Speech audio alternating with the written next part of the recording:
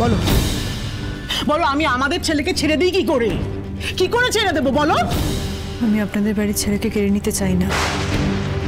একটু কম কথা বলুন তো। এই তুমি থামো। এই সুদীপা, এই যে তুমি এক্ষুনি যে কথাটা বললে,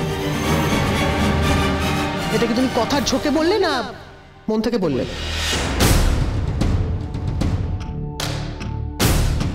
আমি যা বলি মন থেকেই বলি। থাক থাক থাক থাক, তুমি কত মহান, কত বড় মনের মানুষ সেসব আমি শুনতে চাই না।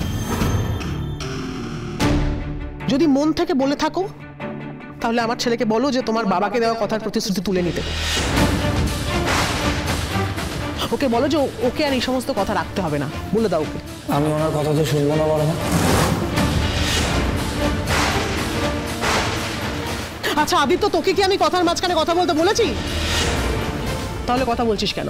কারণ আমি ওনাকে নিয়ে এসেছি, ওনার বাবাকে কথা দিয়েছি,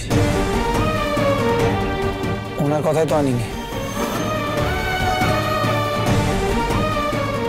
তাই আমি আমার কথা রাখবো, আমার দায়িত্ব পালন করবো। না, এইভাবে সুবিধা হবে বলে তো মনে হচ্ছে না। কিছুই তো করতে পারছে না। মা তো বিধান দিয়ে দিয়েছেন যে যত তাড়াতাড়ি সম্ভব সুদীপাকে বাড়ি থেকে তাড়াতে হবে, নইলে ঘোর অমঙ্গল।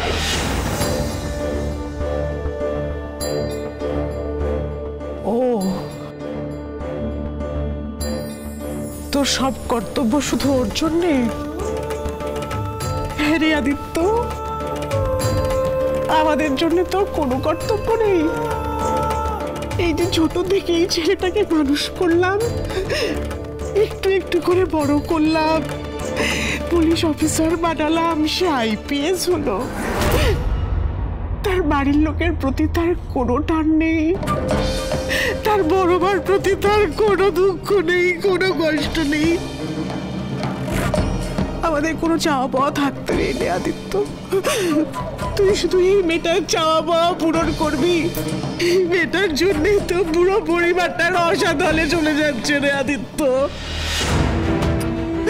একটা অনাথ মেয়ে, সে কি করে এই চৌধুরী পরিবারের মর্ম বুঝবে তুই বল?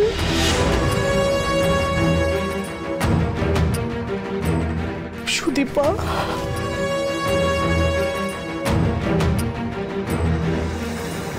আমি তোমার কাছে আমার ছেলেটাকে ভিক্ষে চাইছি সুদীপা। আমার ছেলেটাকে আমার কাছে ফিরিয়ে দাও। এই ছেলেটাকে ছাড়া আমি বাঁচবো না। আমি সারা জীবন তোমার কাছে ঋণী হয়ে থাকবো মা, ঋণী হয়ে থাকবো।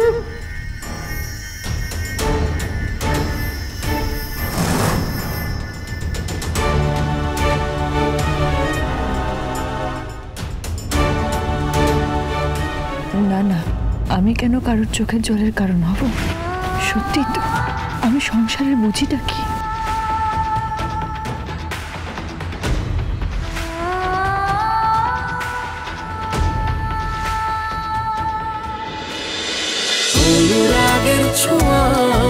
অনুরাগের ছোঁয়া সোম থেকে রবি প্রতিদিন রাত 9:30টায় স্টার জলসায় ও জিও হটস্টারে।